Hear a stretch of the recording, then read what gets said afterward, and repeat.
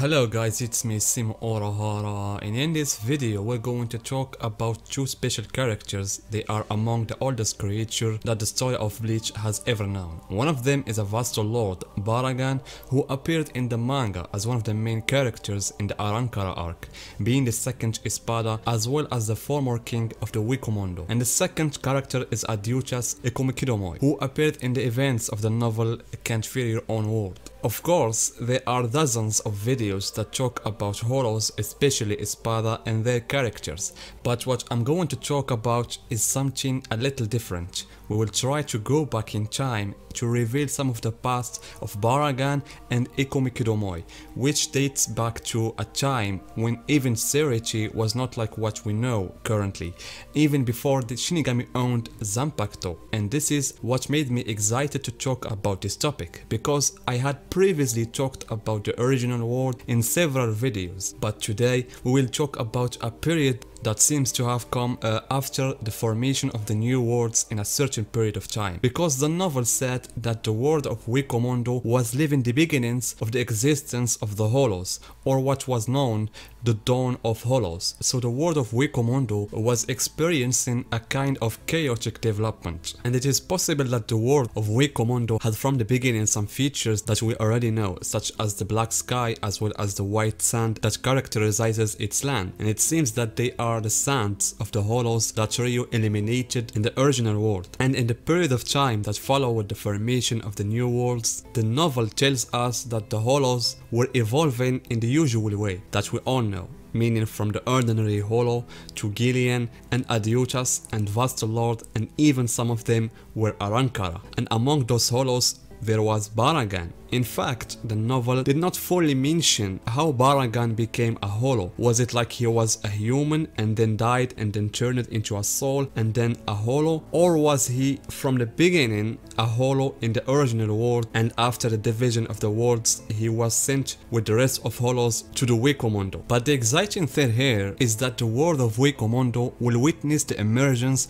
of a creature that can be considered the most powerful in terms of destruction and devouring lives, whatever their kind. And here I'm talking about Ikomikidomoi. The strange thing here is that he was like Aranio, the 9th Espada. Aranio did not evolve to Adiuchas and then Vasto Lord, but he remained as a Gillian with the power of devouring other creatures and taking advantage of their abilities. Meanwhile, Ikomikidomoi evolved from Gillian to Adiuchas and remained at this level only in terms of form, because his ability to devour other souls of their Reiatsu made him even surpass the Vasto Lord themselves. The novel states that his only concern was to devour everything he found in his way, to the extent that he did not take any ally, because in that period there were Baragan and also several Holos that reached the Vasto Lord class. It seems that this group was fighting among themselves for control of the Wikomondo, but it seems that Ikomikidomoi was not interested in these struggles, and his only concern was to increase his Reiatsu by devouring the maximum possible number of souls. And apparently his great desire made him think of heading to the worlds that rich of souls, so he went to the real world and the Soul Society, and he kept devouring and devouring souls. It was like a raging tornado. He roams the worlds in search of souls in order to devour them, and as we said, unlike Aranio, he did not benefit from their abilities, but in exchange he absorbs their Reiatsu. The shocking thing is that Ikomikidomoi devoured lives to the extent that the novel described the matter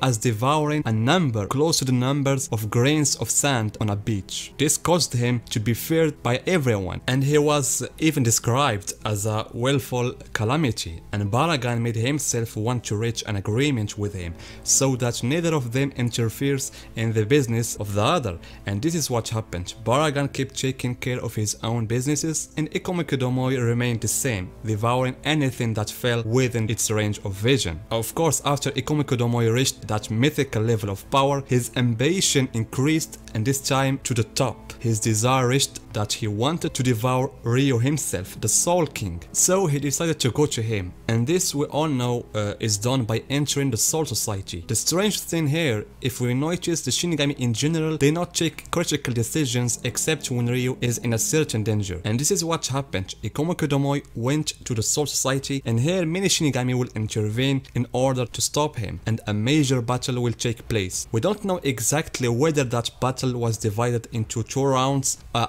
round in which Ikomo Kodomoy fought in Soul Society and then in the Royal Palace, or did the whole battle take place in the Soul Society? And this is what I tend to believe, because the novel says that when Ikomo Kodomoy entered the Soul Society, a battle took place between him and the Shinigami, in which the young Yamaji, who was described at that time as a hero, intervened. But Ikomo Kodomoy was defeated in the end by both Nimaya and Ichibi.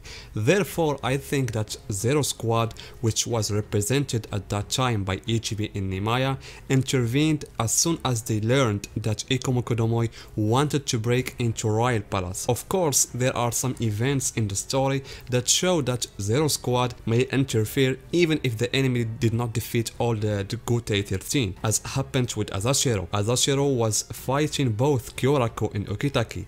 Yamamoto did not interfere, but despite that, the Zero Squad would have intervened to stop him. And also Rukia mentioned that originally the Royal Guard intervened when great creatures such as Minos appears. Of course, they will not intervene for Minos like the one that Ichigo faced the first time, but her words could be understood as the Royal Guard or Zero Squad will intervene when a hollow is formed that would cause a real danger to the Soul King or even the world, because the basis of Ryo's existence for the first time was to stop the hollows and prevent the formation of the Great Minos that would have destroyed the world. That's why I say that young Yamamoto was not defeated by Ikomo Kodomoy, but it needed additional strength to deal with that creature, especially since it possesses a terrifying Reiatsu.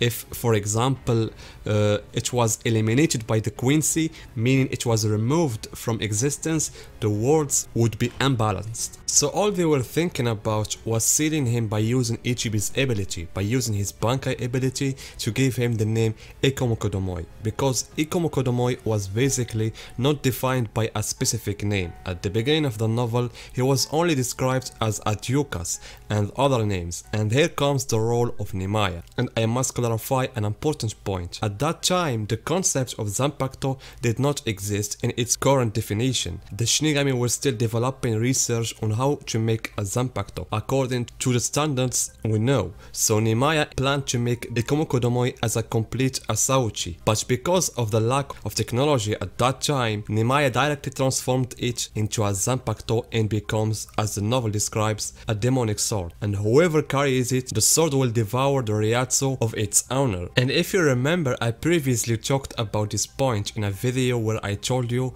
that I think all the ancient swords of the noble families such as Inrakyoten or Hakyoken were made in this way because they were made at a time when the Zanpakuto had not been invented yet. So we see all the sacred swords bearing certain curses. So Ikomo Kodomoy was sealed inside a Zanpakuto and was put in a sacred place in Nimaya's palace. And after the last Quincy War, Tokinada took advantage of the defeat of Zero Squad, where he stole the Zanpakuto and he gave it to Hikone. And by that, Ikomo Kodomoy was one of the main powers of Hikone, and he launched it through 4 releases, and one of them was like a giant beast. And there is the final release in which it merges with its owner. But what's special about Ikomo Kodomoy is that he took advantage of his ability to absorb others' Reiatsu, and by doing that, he absorbed the parts of the Soul King that were inside Hikone, which increased his Reiatsu to the point where he could break Ichibi's ability, and as a result he got rid of the name that was given to him by Ichibi. And unfortunately, when Ikomo Kodomoy was going to pronounce his real name, Zaraki attacked him with Nuzarashi with such force that removed the parts of Ryo that he was carrying, and therefore Ichibi's ability started to work again and he returned in the form of a sword. And as I said earlier, due to the innumerable souls that Ikomo Kodomoy had swallowed, and Ichibi was not able to purify it and thus destroy it or remove it from existence, because this would imbalance the balance of the worlds. So it was resealed again, and by that we can consider that Ikemokodomoi is the oldest hollow still alive. And until the Arrancar arc, there was also Baragan, who lived before Ikemokodomoi himself, but was killed by Hachi. And as you can see, the world of Bleach is endless, and every world has many events and very wonderful stories. And the thing that I like the most, and I hope to see it, is the Vassal Lord who were with Baragan for the first time, as well as the battle of Young Yamaji and Ichibi with Nimaya against Ikemokodomoi. So thank you guys for watching this video. I hope you enjoy watching it, and see you in my next video.